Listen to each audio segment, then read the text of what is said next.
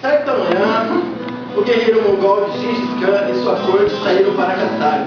Enquanto seus companheiros levavam flechas e arcos, Gengis Khan chegava com seu falcão favorito no braço, que era melhor que qualquer flecha para caçar, porque podia subir aos céus e ver tudo aquilo que o humano não conseguia ver.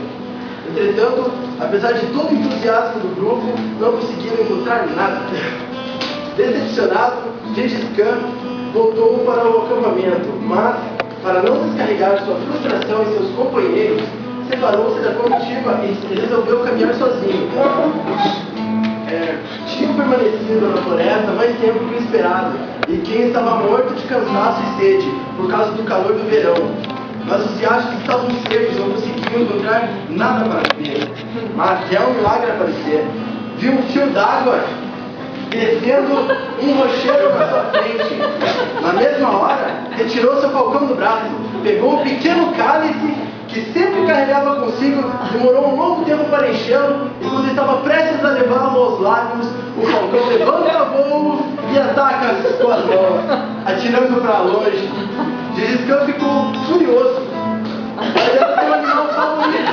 Talvez estivesse também com sede. Apanhou o cálice, limpou a poeira e tornou a enchê-lo. Com o copo pela metade, o falcão atacou, derramando o líquido. Gengis Khan adorava seu animal, mas sabia que ele não podia deixar de desrespeitar por nenhuma circunstância, já que alguém podia estar assistindo a cena de longe. Mais tarde, podia contar com seus guerreiros que o grande conquistador era incapaz de domar uma simples ave. Desta vez, tirou a espada da cintura, pegou o cálice e recomeçou a enchê-lo,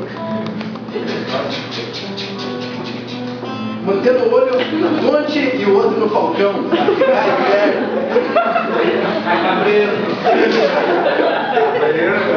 Assim que viu ter água suficiente e quando estava pronto para beber, o falcão de novo levantou o voo e veio em sua direção.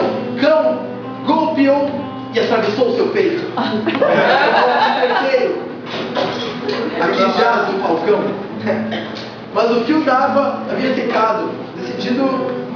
Decidido a beber de qualquer maneira, subiu ao rochedo em busca da fonte. Para sua surpresa, havia realmente uma poça d'água e no meio dela, morta, uma serpente, das mais venenosas da região.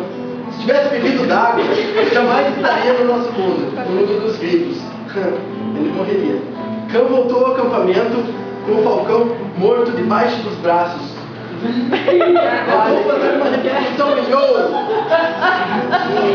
Debaixo do braço. Debaixo do braço. Debaixo do braço. Mandou fazer uma reprodução em ouro da ave e gravou em duas das asas. Mesmo quando um amigo faz aquilo que você não gosta, ele continua sendo seu amigo. Na outra asa ele mandou escrever: qualquer ação motivada pela fúria é uma ação condenada ao fracasso.